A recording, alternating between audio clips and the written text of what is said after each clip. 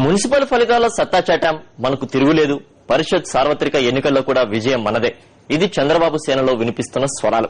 అయితే ఏ ఫలితాలను చూసి చంకలు గుద్దుకుంటున్నారో ఆ ఫలితాల్లో నిజమైన విక్టరీ వైఎస్ఆర్ కాంగ్రెస్ ది అనే విషయాన్ని మాత్రం మరుస్తున్నారు. ఇందుకు ఇరు పార్టీలకు పోలైన ఓట్లే సజీవ సాక్షి. మున్సిపల్ ఎన్నికల ఫలితాల్లో టీడీపీ ఓడి గెలిచింది, వైఎస్ఆర్ కాంగ్రెస్ గెలిచి ఓడింది. ఇవి కేవలం మాటలు కాదు, పక్కా నిజాలు. ఇందుకు ఇరు పార్టీలకు నమోదైన ఓట్ల శాతమే నిదర్శనం.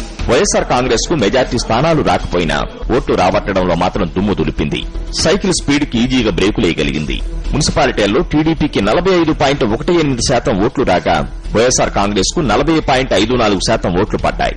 అంటే రెండు పార్టీల మధ్య ఓట్ల శాతంలో తేడా కేవలం 4.64% మాత్రమే.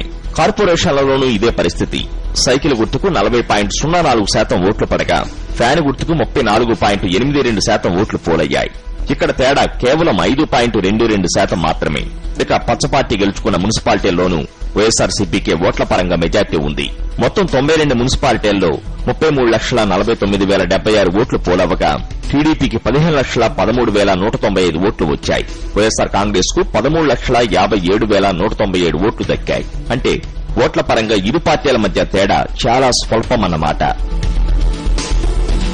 టీడీపీ అధినేత సొంత జిల్లా చిత్తూరులో మొత్తం 6 మున్సిపాలిటీలకు గాను 2,18,942 ఓట్లు పోలవ్వగా అందులో టీడీపీకి 92,874 ఓట్లు పడగా వైఎస్ఆర్ కాంగ్రెస్ కు 98,144 ఓట్లొచ్చాయి.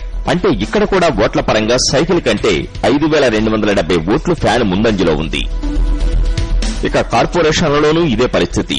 నెల్లూరు కార్పొరేషన్ పరిధిలో టీడీపీ కంటే దాదాపు 12,712 ఓట్ల మెజార్టీ ఫ్యాన్ కు దక్కింది. కడప జిల్లాలో 29,390 ఓట్ల మెజార్టీ వైఎస్ఆర్ కాంగ్రెస్ సొంతం చేసుకుంది. సంఖ్యాపరంగా టీడీపీ విజయం సాధించిన ఓట్ల పరంగా అసలైన విక్టరీ వైఎస్ఆర్ కాంగ్రెస్ పార్టీదే. సాక్షి న్యూస్.